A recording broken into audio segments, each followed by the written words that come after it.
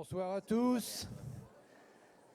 Voilà arrivé le moment de un des derniers entretiens de la journée qui va porter sur les ambiguïtés du bonheur. Et pour cela, je vais accueillir Gérard Miller. Je ne sais pas s'il faut le présenter tellement il est connu. Gérard Miller qui est à la fois psychanalyste, enseignant, journaliste, réalisateur de télévision et de cinéma, et quelqu'un qui, en tout cas, a pris une place significative dans notre environnement familier, médiatique et intellectuel. Et c'est avec lui que nous allons traiter de cette question de l'ambiguïté du bonheur. Et je vous prie d'accueillir Gérard Miller.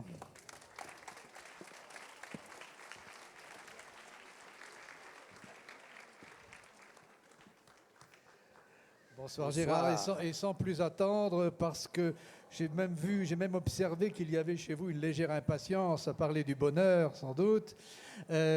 Au fond, ce titre qu'on a posé, vous convient-il? Parce que je crois que vous ne l'avez pas choisi. Je n'ai pas choisi le titre, il m'a été proposé, je ne l'ai donc pas refusé, parce qu'en règle générale, les titres, que je les choisisse moi-même ou qu'on me les propose, ne m'empêchent pas de dire ce que j'ai envie de dire. Mais j'ai bien compris pourquoi à un psychanalyste, on avait proposé dans des journées sur le bonheur ce terme d'ambiguïté. C'est qu'on se rend bien compte que lorsqu'un psychanalyste va parler du bonheur, j'imagine qu'on se doute que ce n'est pas sa tasse de thé. Que d'abord les gens heureux, peut-être se dit-il que ça fait autant de clients en moins. Et ensuite, en effet... c'est ce que je voudrais un petit peu montrer dans notre dialogue d'aujourd'hui. Ce que Freud a mis à jour, c'est quelque chose qui, pour ceux qui ne connaissent pas la psychanalyse, va les surprendre. C'est que nous avons une beaucoup plus grande propension au malheur qu'au bonheur.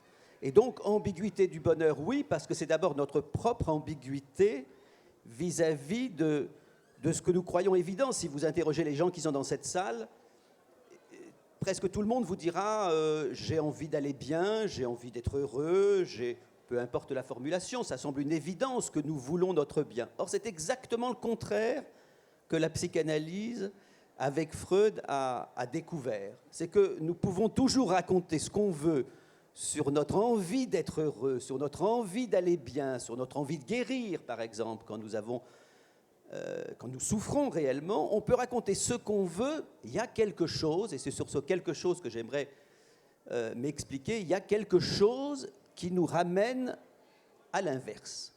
Vous savez, ce que Freud découvre finalement très tôt, c'est que si ces patients qui souffrent voulaient vraiment guérir, ils guériraient beaucoup plus vite. Alors pourquoi est-ce que ça ne se passe pas ainsi ? Mais voyons, est-ce que c'est une observation clinique que vous faites ou est-ce que c'est un a priori de la psychanalyse? Est-ce que si on levait cet a priori, on n'aurait pas une autre approche du problème? Alors c'est le contraire même d'un a priori, parce que Freud était parti d'un autre point. Qu'est-ce que, si vous me permettez juste de l'expliquer simplement, qu'est-ce que Freud au début s'imaginait? Il s'imaginait au début que tous les êtres humains était régi par un principe qu'il avait appelé, on comprendra très vite ce que ça veut dire, le principe de plaisir. Il avait pensé finalement que tout un chacun aspire au plaisir, à une forme de bien-être, à ce qu'on appelle une certaine homéostase, vous voyez. Bon. Satisfaction de ses tendances. Voilà. Il pensait ça. Et il pensait qu'il y avait un second principe qu'il appelait le principe de réalité, et qu'évidemment, ce principe de réalité venait en contradiction avec le principe de plaisir. Il faut travailler, par exemple, pour obtenir de quoi se sustenter. Il faut satisfaire un certain nombre d'obligations pour obtenir au final du plaisir. Mais il a fonctionné longtemps avec ces deux principes, principe de plaisir, principe de réalité, et il s'est aperçu que ça ne collait pas. Il s'est aperçu qu'il y avait quelque chose qui contredisait le principe de plaisir. Donc, quand vous parlez d'a priori, il faut bien comprendre qu'il a mis un certain temps à y arriver. Il s'est aperçu qu'il y avait quelque chose, et c'est le titre d'un très beau livre de Freud qui s'appelle « Au-delà du principe du plaisir ». Il s'est aperçu qu'il y avait un truc en chacun qui nous amenait bien loin du plaisir, plutôt du côté de la souffrance.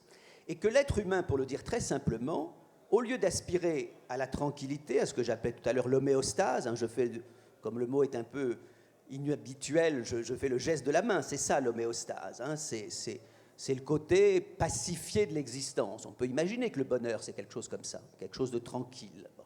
Et bien, il s'est aperçu qu'au contraire, nous avions besoin de tension, qu'au contraire, nous avions finalement une aspiration étonnante. Alors, est-ce que c'est au malheur? C'est ce qu'on va peut-être essayer de comprendre, mais en tout cas, une aspiration à lutter contre nous-mêmes. Vous savez, si les hommes et les femmes, si les êtres humains voulaient vraiment être heureux, depuis le temps qu'ils sont sur Terre, il ne se serait quand même pas créé un si grand nombre de catastrophes, un si grand nombre de malheurs, un si grand nombre de souffrances. C'est quand même extraordinaire qu'on se dise « nous voulons être heureux » et que chacun le constate.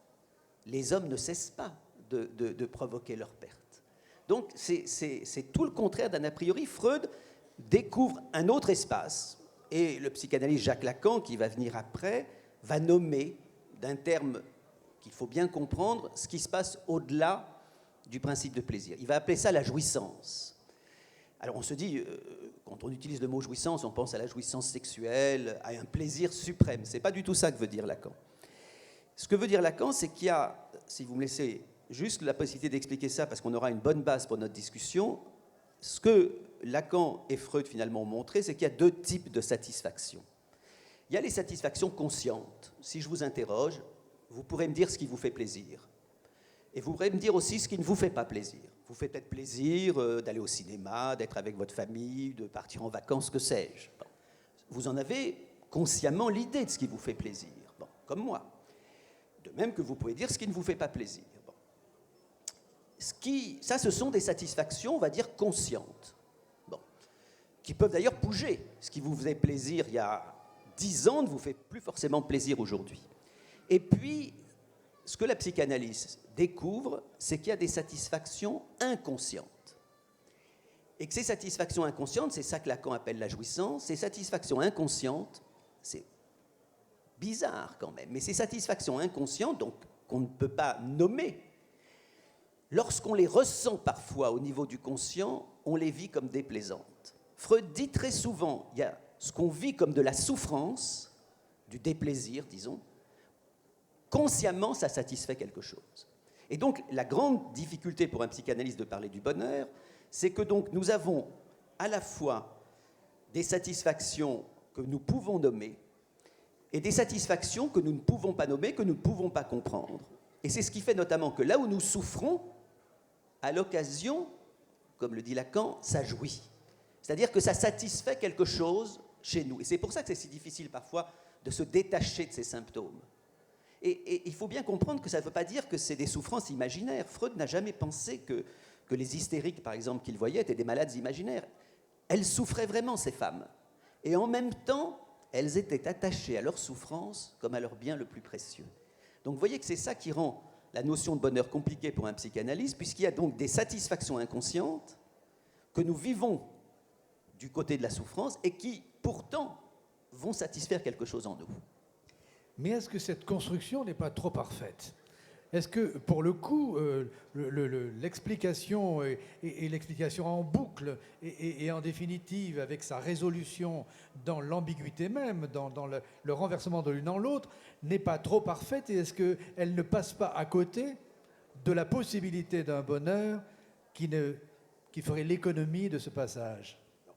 D'abord, disons une chose... C'est peut-être le bonheur des imbéciles ou des gens qui ne se posent pas de questions. Alors, dans le bonheur des imbéciles, dans le petit supplément fort bien fait que j'ai lu du journal des rencontres littéraires, c'est Luc Ferry qui cite le philosophe Emmanuel Kant, qui disait que si la Providence avait voulu que nous fussions heureux, elle ne nous aurait pas donné l'intelligence. Effectivement, ça veut dire que, grosso modo, il y a un rapport supposé entre la bêtise ou l'aveuglement et le bonheur. Heureux. Je crois que si la Providence avait voulu que nous fussions heureux, elle ne nous aurait pas donné non plus un inconscient. Ce qui est, en tout cas, mon point de vue, c'est que les gens heureux, tant mieux pour eux. Je disais tout à l'heure, ironiquement, qu'on peut penser que les gens heureux, c'est autant de patients en moins pour le psychanalyste. Moi, mon idée, c'est que tant qu'on peut se passer de la psychanalyse, tant qu'on peut se passer de comprendre ce qu'est son inconscient, qu'on s'en passe. Je ne pense pas du tout que tout le monde doit faire une analyse. Donc, les gens heureux, en venant ici, je suis venu en avion et je lisais dans l'avion les journaux. Et il y avait une publicité dans un hebdomadaire que j'ai découpé.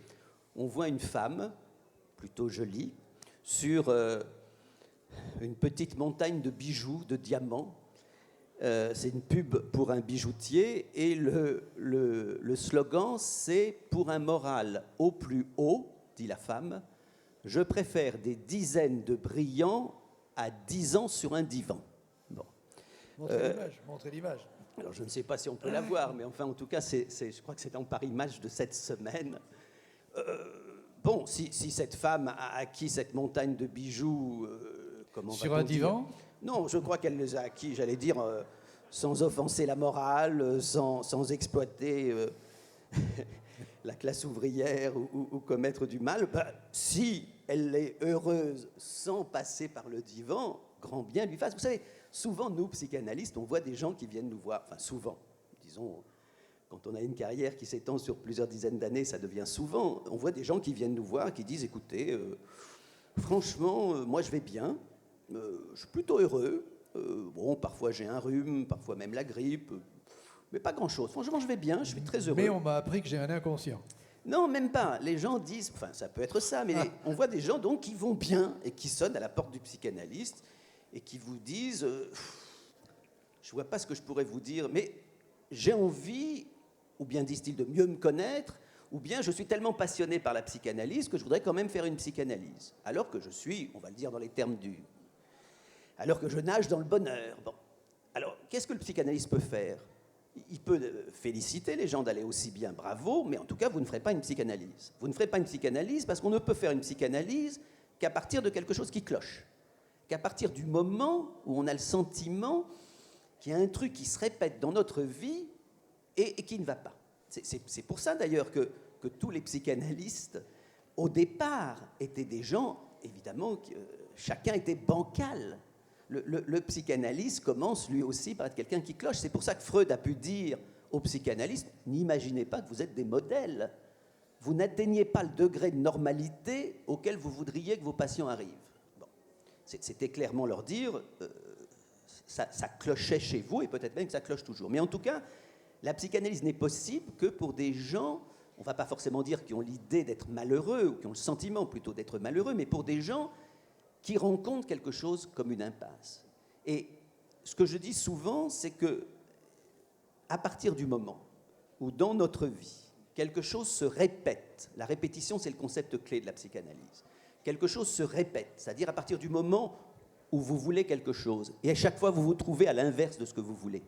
Vous savez, c'est par exemple, j'ai écrit un livre avec mon ex-femme Dominique Miller, qui s'appelait Psychanalyse 6h15. On a étudié un certain nombre de patients, de cas plutôt, en préservant évidemment l'anonymat de ces patients. Et dans ce livre, on rappelait ce que disait Freud. Freud prenait le cas de gens, mais vous en connaissez tous, qui se retrouvent tout le temps dans les mêmes situations. C'est par exemple quelqu'un qui fait le bien et qui à chaque fois est trahi par la personne à qui il fait le bien. C'est quelqu'un qui a une idole ou idolâtre quelqu'un ou une cause, et à chaque fois, à un moment donné, il a besoin de renverser l'idole qu'il avait mis sur un piédestal. Freud prend même l'exemple d'une femme, c'est l'exemple le plus incroyable de Freud. C'est une femme qui se marie avec un homme qu'elle aime, l'homme tombe malade, elle l'accompagne dans sa maladie, sa souffrance, jusqu'à la mort avec un dévouement étonnant, et l'homme la quitte. Elle se remarie avec un homme qui tombe malade, qu'elle accompagne de nouveau dans la souffrance jusqu'à la mort. 3 fois de suite, dit Freud, ça se produit comme ça. Bon. Et bon, on va supposer qu'elle ne les a pas empoisonnés, parce que sinon, c'est plus exactement un cas qui relève de la psychanalyse. Est-ce qu'on se dit, mais c'est invraisemblable, est-ce qu'on veut dire que son inconscient aurait à chaque fois cherché à trouver quelqu'un qui serait malade ? C'est même pas ça que dit Freud. Freud dit simplement, le psychanalyste, c'est comme un greffier. Il prend acte que c'est dans la vie de cette femme que ces histoires-là sont arrivées. Vous savez, souvent on nous dit, mais est-ce que ça veut dire que nous sommes coupables de ce qui nous se passe, de nos malheurs, de nos rencontres ? Le psychanalyste n'est pas un juge. Ce n'est pas un assureur qui va dire tu as 50% de tort, 50% pour l'adversaire. Le psychanalyste dit, à partir du moment où quelque chose arrive dans ta vie, il y a quelque chose à en dire. Il y a quelque chose qui fait que tu es acteur. Et si par exemple, je vais prendre un exemple très simple, si vous faites quelque chose, vous avez rendez-vous avec...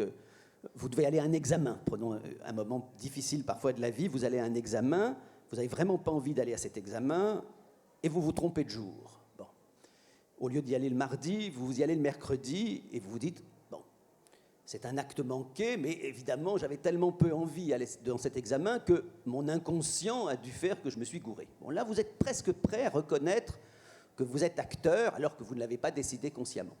Mais par contre, quand il vous arrive certains événements, je ne prends même pas les exemples épouvantables de cette femme, mais quand parfois vous avez le sentiment que vous n'êtes pour rien dans quelque chose, vous vous dites, alors là vraiment, c'est la faute à pas de chance, c'est la faute à la société, c'est la faute à mes parents. Bon, pour le psychanalyste, ce n'est pas comme ça que ça se passe.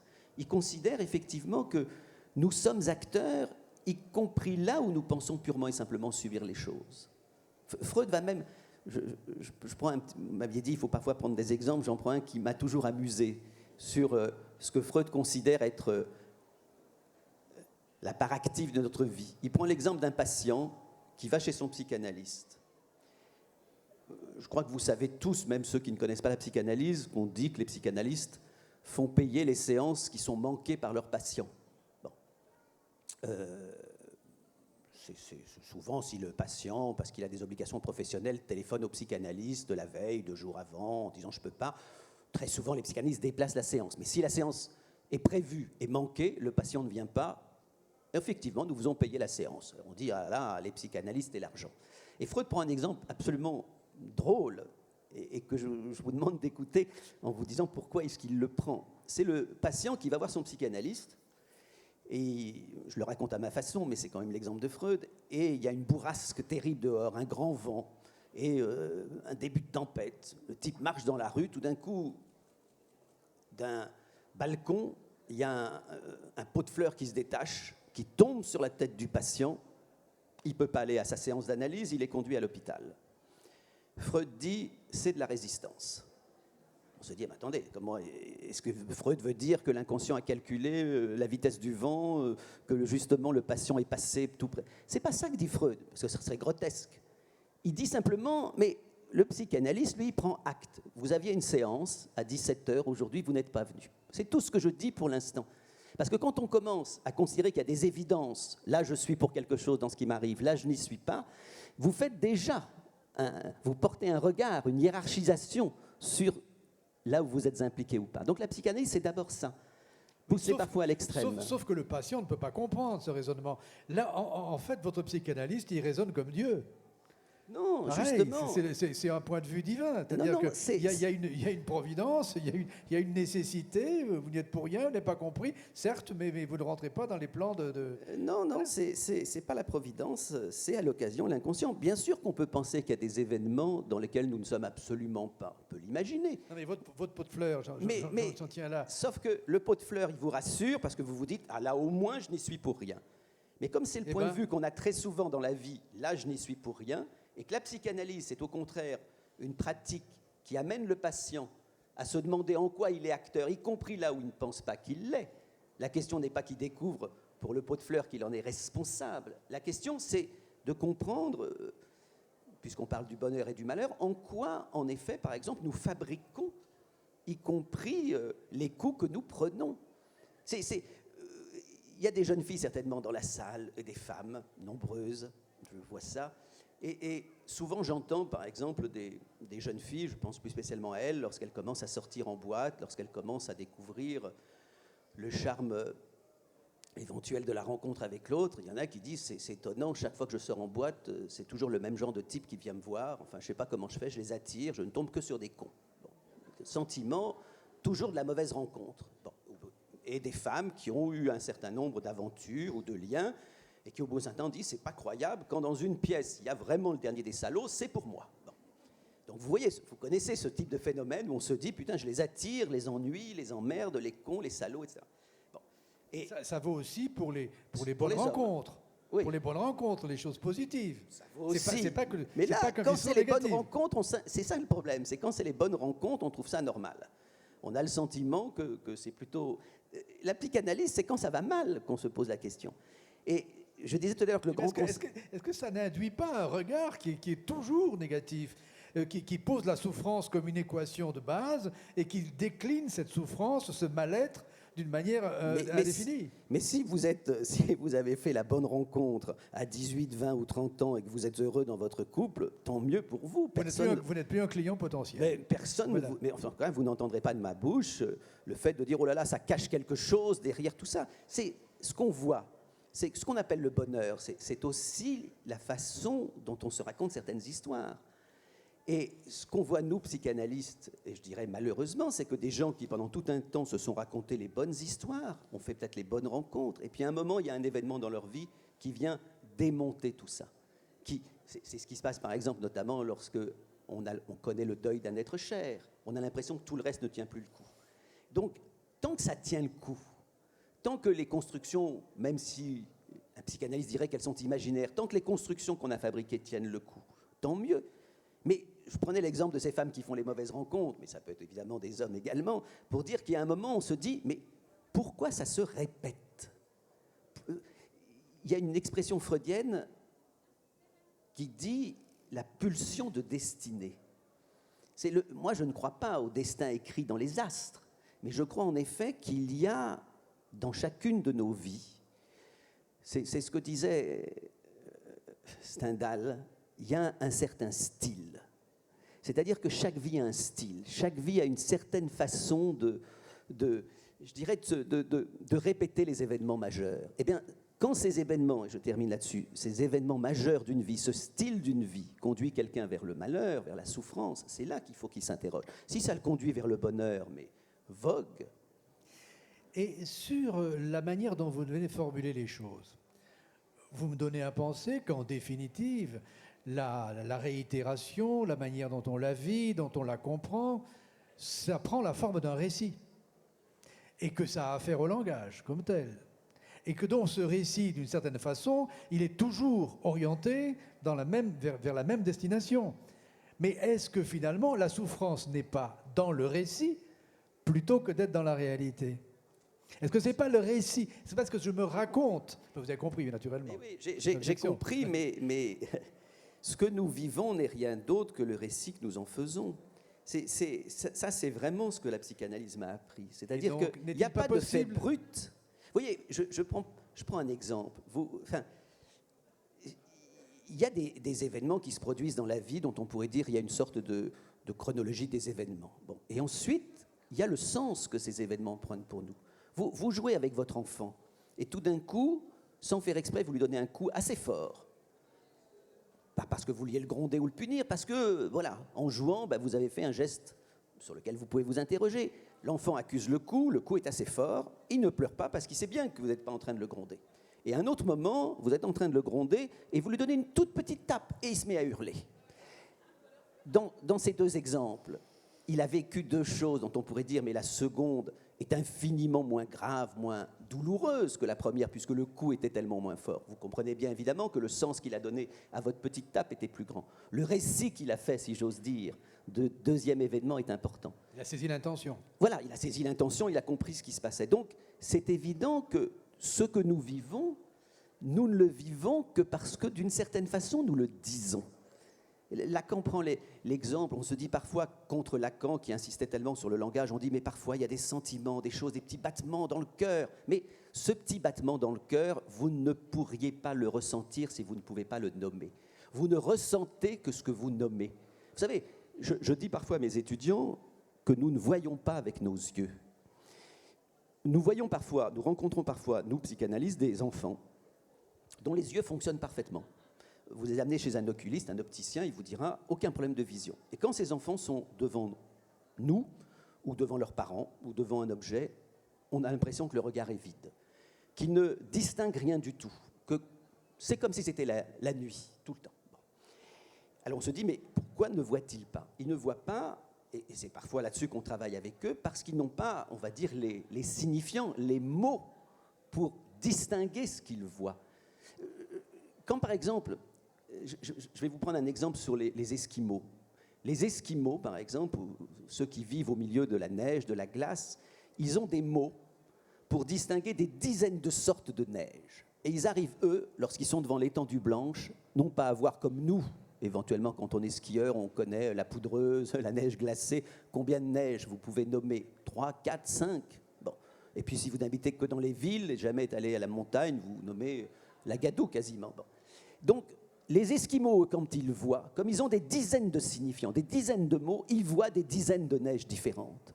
Vous ne voyez que parce que vous avez effectivement les mots pour le dire. Donc, pour revenir à ce que vous dites, ce que nous vivons, ce que nous ressentons même, n'existe que parce que d'une certaine façon, nous le nommons. Donc, la vie, c'est le récit qu'on en fait.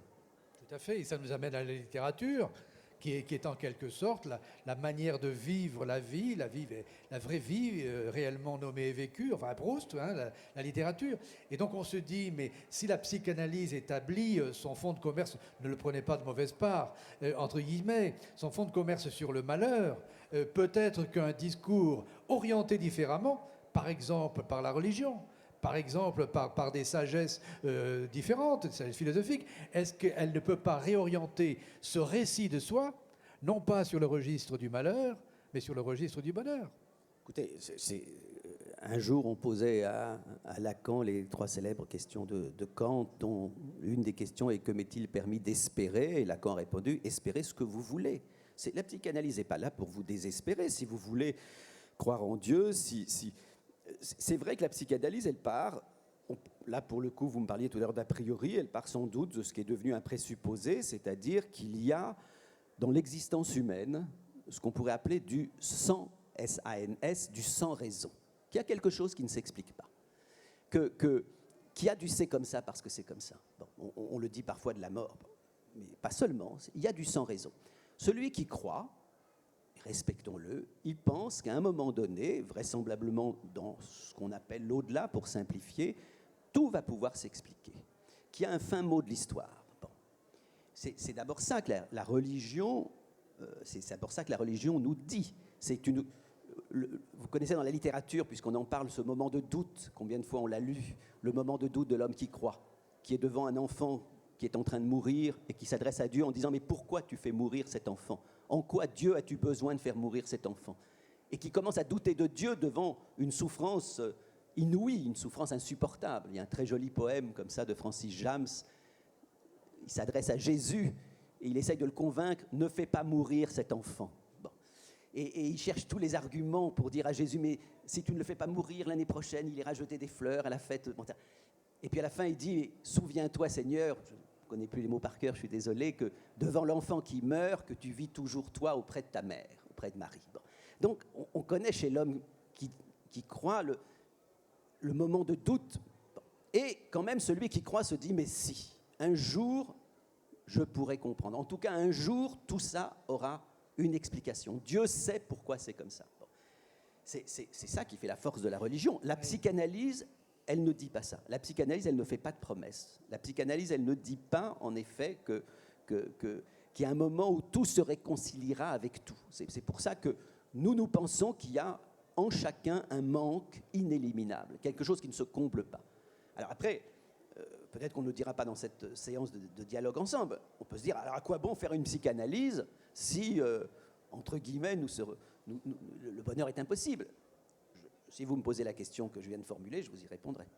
Non, j'ai envie de vous en poser une autre. Je veux dire, ce postulat du malheur, qui me semble être le point de départ de la psychanalyse. Si on l'historise un petit peu, on dit au fond, la psychanalyse, quoi, ça a 100 ans. On a vécu pendant des siècles sans psychanalyse. On a traité du malheur et du bonheur selon différentes religions, différentes philosophies, avec des systèmes d'approche de l'homme et de sa destinée. Tout d'un coup, la psychanalyse arrive avec c'est pour ça que j'ai dit un a priori, peut-être pas un a priori, avec ce constat, cette idée, l'homme est malheureux et il aime son malheur. Vous avez commencé comme ça. Est-ce qu'on ne peut pas laisser un espace, je dirais hors psychanalyse, ou mettons un instant la psychanalyse entre parenthèses, pour se dire, mais le bonheur est peut-être possible sur Terre.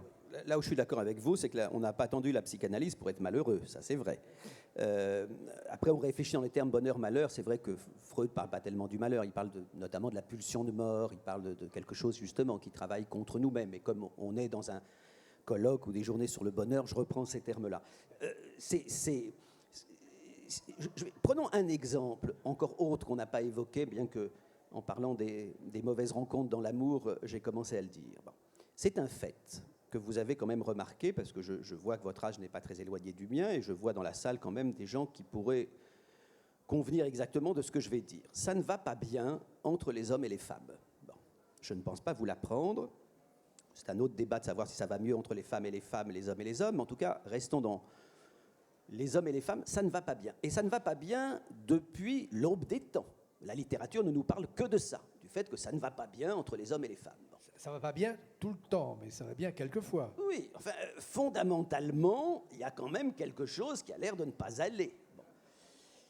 Eh bien, néanmoins, vous remarquerez que chaque fois que, enfin, peut-être pas chaque fois, mais que très souvent, lorsqu'on retrouve quelqu'un ou qu'on trouve quelqu'un, on se dit là, ça va quand même aller. Là, peut-être que ça va être une exception à la règle. Et très souvent, les gens se disent oui, mais au moins, je crois que j'ai connu mon grand-père et ma grand-mère, et ils se sont aimés pendant 90 ans, ça c'est formidable, ça doit être possible. Donc, la psychanalyse, elle prend au sérieux, par exemple, le fait que ça ne va pas bien entre les hommes et les femmes. Et elle formule le fait qu'il y a peut-être une antinomie structurale, qu'il y a peut-être justement quelque chose qui fondamentalement fait que l'homme et la femme ne sont pas complémentaires comme les doigts de la main avec le gant. C'est ce que Lacan formule dans une phrase qui n'est jamais comprise parce que, comme il le fait souvent, il utilise parfois des mots du langage courant pour dire autre chose. Il dit « il n'y a pas de rapport sexuel ». Il ne veut pas dire qu'il n'y a pas d'acte sexuel. Il est mort à 81 ans, il a pu remarquer qu'il y en avait beaucoup d'actes sexuels. Il utilise le mot « rapport » au sens de complémentarité, d'harmonie. Il n'y a pas d'harmonie sexuelle. Il y a quelque chose qui, dans la sexualité, alors même qu'on veut vivre dans le corps à corps, l'amour absolu avec l'autre, quelque chose qui nous en sépare. Et bien la psychanalyse, pour répondre à votre question, on se déplace un peu du malheur à l'amour, la psychanalyse, elle prend ça au sérieux. Elle réfléchit sur le fait, pourquoi est-ce qu'après tout, les hommes et les femmes sont dans ce rapport antinomique. Dans la sexualité, qu'est-ce qui fait que la sexualité masculine n'est pas la même que la sexualité féminine? Donc, nous prenons au sérieux ce que l'humanité a vécu et vivra sans nous, parce que la psychanalyse n'est pas éternelle, nous prenons ça au sérieux, alors que c'est vrai que la plupart des discours préfèrent oublier, masquer ces vérités peut-être dérangeantes. La vérité agite. Bon, le psychanalyste, il est du côté de la vérité qui agite, mais encore une fois, si vous ne voulez pas y croire... Mais il y a une question que je voudrais inquiéter, il y a un mot que je voudrais inquiéter, c'est le mot que vous avez employé, structurel. Structurel. Mais moi je me dis, naturellement, on peut le considérer comme structurel, mais on peut se dire aussi que le rapport de l'homme à la femme, de l'homme à l'homme, de la femme à la femme, ce qu'on voudra, ça se construit. C'est-à-dire ça peut relever de la volonté, ça peut relever d'une construction. Ça n'est pas forcément structurel. Ça peut être aussi largement conjoncturel. Et que de faire le malheur structurel, de poser le malheur comme structurel et propre à la nature de l'homme, c'est un postulat métaphysique, quelque part. C'est toujours difficile dans une entreprise un peu hâtive comme ça de donner l'ensemble des thèses de la psychanalyse. Mais qu'est-ce qui fait que c'est structurel? C'est que nous sommes des êtres parlants. C'est le fait que nous parlons. Je pense quand même que tout le monde est sensible au fait que dans le monde animal, par exemple, la sexualité, chapeau. Qu'est-ce que ça va bien? Dans le monde animal, vous ne voyez pas le pigeon au moment où il doit se taper la pigeonne, se dire est-ce que c'est bien elle? Est-ce que je vais lui plaire? Est-ce qu'on a de la même religion? Est-ce qu'on va pouvoir s'entendre? Le moment venu, le pigeon trouve la pigeonne, le chien la chienne. Et quand les hommes ne viennent pas perturber le monde animal, il y a en effet dans le monde animal, à chacun sa chacune. Bon. C'est même frappant à quel point on se dit mais il y a une adéquation extraordinaire dans le monde animal du point de vue de la sexualité. Jusqu'au point qu'on dit que la jouissance de l'écrevisse durerait 24 heures, ce qui doit faire rêver tout un chacun. Bon, le moins qu'on puisse dire, c'est que à part ce qu'on appelle le coup de foudre, qui en général se termine mal, comme on le voit dans la littérature, nous, on ne peut pas dire que nous avons cette adéquation-là avec l'autre. Bon. Pourquoi je dis structural? Je dis structural parce que nous sommes des êtres de langage, parce que nous parlons, et qu'à partir du moment où nous parlons, il y a quelque chose qui vient en position tierce entre l'un et l'autre. C'est Lacan a cette jolie expression, nous sommes des êtres malades du langage. À la fois, on peut considérer que c'est la plus belle chose du monde, le langage. Mais en même temps, c'est quelque chose qui fait que nous ne pouvons plus être dans un rapport immédiat à l'autre. Nous sommes dans un rapport médiat. Quoi qu'il se passe, ça complique. C'est pour ça que je parle de structure. Parce qu'effectivement, ce n'est pas une question de mauvaise volonté ou de bonne ou de mauvaise rencontre. C'est que d'être mangé par le langage, nous venons à naître dans un monde déjà structuré par le langage et nous devons nous faire à ça. À partir de ce moment-là, c'est mal barré. Et pourquoi cette vision est-elle tragique? Forcément tragique. Pourquoi? Parce que nous venons dans un monde qui est formulé par le langage, certes. Oui, pourquoi est-ce tragique? Alors, mais tragique, on pourrait presque dire qu'il y a aussi une dimension comique, puisque la dimension comique, c'est que, contrairement à ce que nous croyons, enfin, ce que nous disons, c'est pas donc notre intérêt qui nous guide. Là, nous n'avons pas pu en parler, mais il y a un terme décisif dans la psychanalyse qui est le terme de désir. Le désir, c'est pas le besoin. Le désir, c'est quelque chose qui nous anime, très souvent contre notre propre intérêt. Souvent, on voit des gens agir, on dit « mais putain, pourquoi il a fait ça? Qu'est-ce qu'il a gagné à faire ça? C'était pas son intérêt. » Enfin, si les hommes agissaient en fonction de leurs intérêts, ça se saurait depuis longtemps. Évidemment que nous n'agissons pas en fonction de notre intérêt. Des solutions. Mais bien sûr, on voit bien à quel point les gens n'agissent pas en fonction de leurs intérêts, malheureusement. Alors bien sûr, parfois ils les défendent, je suis d'accord, mais vous voyez, sur le fond, le désir, qu'est-ce que c'est? Le désir, c'est justement quelque chose à quoi nous tenons plus que tout, et dont on pourrait dire que nous n'avons pas besoin.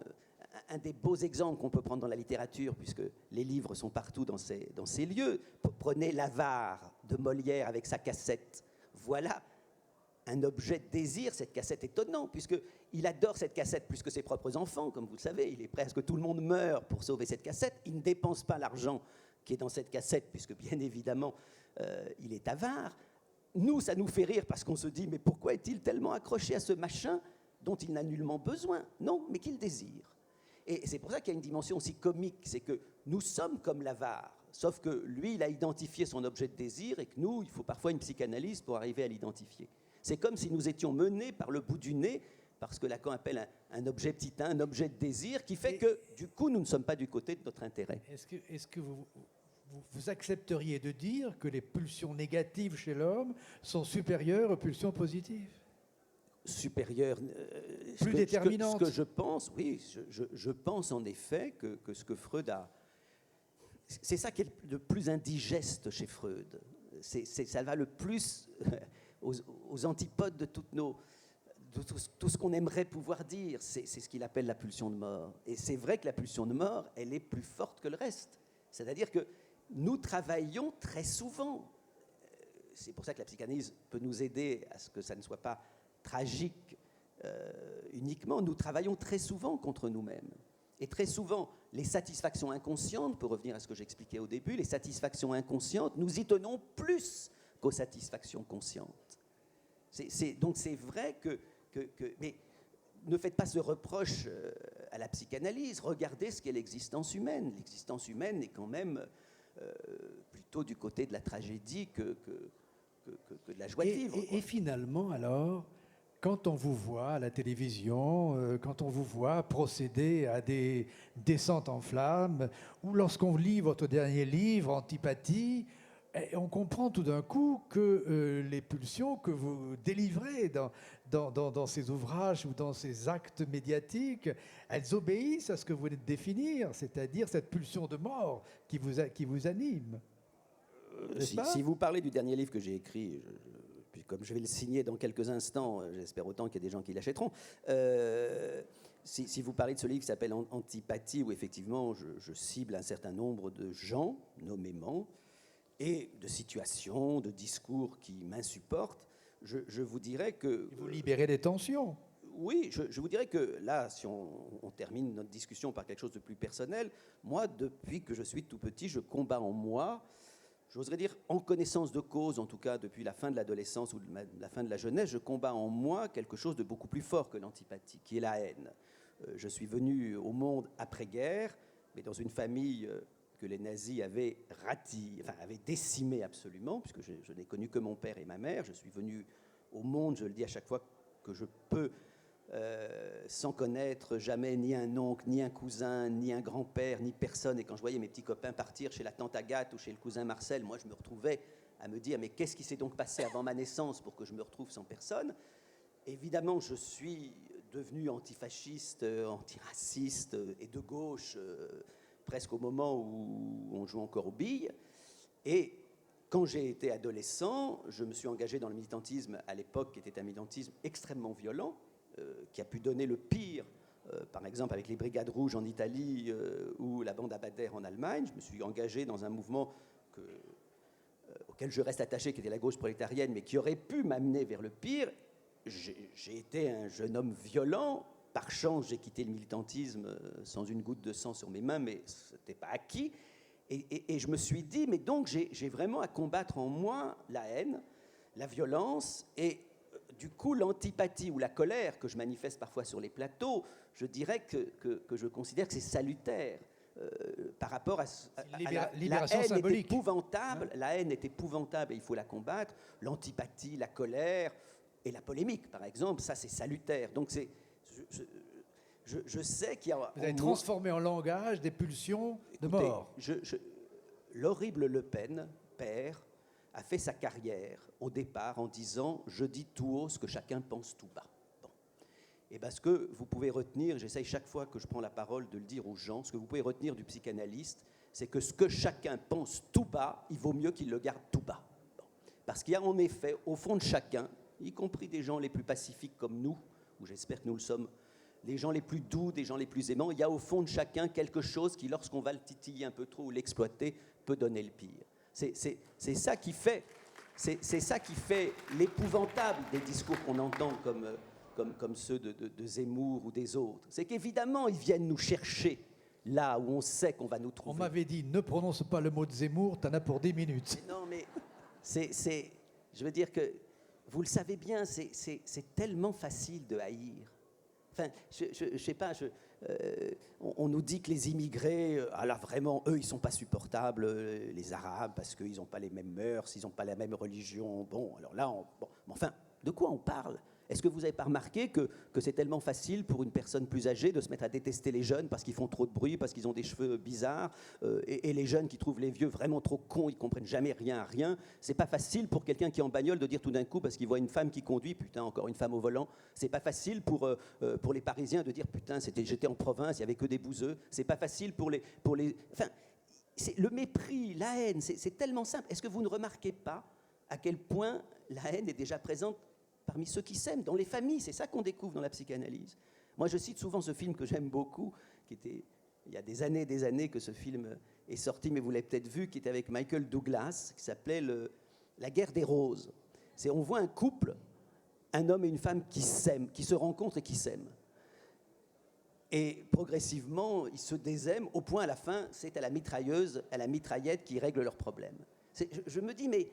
C'est tellement frappant de voir que très souvent, l'être que vous avez aimé, alors pas l'immigré, non, la petite chérie que vous attendiez à la sortie de l'école ou de l'usine ou du bureau, qui faisait battre votre cœur, cet être au bout d'un certain nombre d'années, oui, je suis optimiste, j'ai dit d'années, j'ai pas dit de mois, au bout d'un certain nombre d'années, ça devient crève-salope. Celle-là même que vous aviez aimée. Bon, vous savez ce que sont les divorces, ce que sont les séparations, la violence, donc... Quand on dit l'étranger, nous le détestons, mais on déteste beaucoup plus le proche. Moi, ça m'amuse toujours quand on dit méfions-nous des étrangers. L'immense majorité des crimes sont commis par des gens que vous connaissez. On s'imagine toujours l'étranger qui rôde et qui est au coin de la rue. Alors, il y a bien sûr des crimes qui sont commis par des inconnus et des agressions, mais l'immense majorité des crimes sont commis par des gens que les victimes connaissent. L'immense majorité des violences faites aux enfants ne sont pas faites par Dutroux, sont faites par des proches. Donc, on oublie à quel point... écoutez, si vous voulez une référence, il y a eu Adam et Ève, et après il y a eu deux frères, et sauf erreur de ma part, ces deux frères, les premiers êtres de l'humanité, il y en a un qui a tué l'autre. Bon. Donc, c'est quand même dire qu'il y a au cœur de l'humanité, vous parlez de mon pessimisme, il y a au cœur de l'humanité quelque chose qui amène le plus proche à détester et à tuer le plus proche. Donc, en effet, que la psychanalyse nous apprend qu'il vaut mieux savoir ce qui est au fond de chacun, bien que ce ne soit pas le fond, mais ce qui gît en chacun et qu'on peut lui donner corps. Donc la vision biblique hante la psychanalyse, qu'on sait chez Freud, c'est bien clair. Et une dernière question, est-ce que vous avez rendu quelqu'un heureux par la psychanalyse? Le terme d'heureux, vous l'avez compris, ce n'est pas un terme que j'utilise, mais je dirais que, d'abord, si vous me permettez de me prendre moi, quand je suis rentré en analyse, c'était après cette période troublée de la gauche prolétarienne, j'avais 24 ans, j'étais complètement en l'air, je venais de passer 2 ans à la campagne à être établi, vaché, porché, à militer 24 heures sur 24, je me suis retrouvé en l'air parce que le militantisme m'a quitté avant même que je ne le quitte, et la psychanalyse... Voilà, j'ai le sentiment qu'elle m'a sauvé la vie, c'est-à-dire qu'elle m'a réconcilié avec moi-même, qu'elle m'a permis aussi de déplacer ce qu'étaient mes symptômes et de les dynamiser. Donc, je considère, moi, oui, que je dois à la psychanalyse beaucoup de ce qu'est ma vie depuis. Et je pense que ce que la psychanalyse permet, en effet, c'est de réconcilier aussi chacun avec sa propre souffrance, de le réconcilier avec ses symptômes. C'est la grande différence entre la psychanalyse et la médecine. La médecine, elle veut éradiquer le symptôme. Vous avez un symptôme, on va vous le faire disparaître. Et heureusement, d'ailleurs, vous venez voir un médecin avec un rhume ou avec une grippe, vous avez envie, 10 minutes après, d'avoir le bon médicament. Vous n'avez pas envie que le médecin vous dise une grippe, oui, qu'est-ce qui se passe dans votre couple alors en ce moment? Non, à l'essentiel. Bon. Mais la psychanalyse, elle ne vise pas à faire disparaître le symptôme. Elle considère au contraire que notre symptôme, donc notre souffrance, ce qui cloche, c'est aussi notre bien le plus précieux. Et qu'il faut simplement, j'avais prévu d'ailleurs, je ne savais pas qu'on dialoguait, c'est tout à fait agréable de le faire, j'avais prévu de prendre des exemples de psychanalyse où justement on voit comment la psychanalyse permet non pas d'éradiquer le symptôme, mais de le transformer, de faire de quelque chose qui est handicapant pour quelqu'un, d'en faire justement quelque chose de dynamique.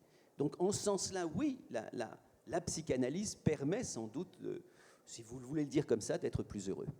Eh bien, Gérard Miller, j'ai l'impression que vous avez parfaitement illustré cette idée de l'ambiguïté du bonheur. Nous en resterons là. Je vous signale simplement que le livre qu'il vient de publier, Antipathie, il le signera tout de suite après cet entretien. Merci à vous.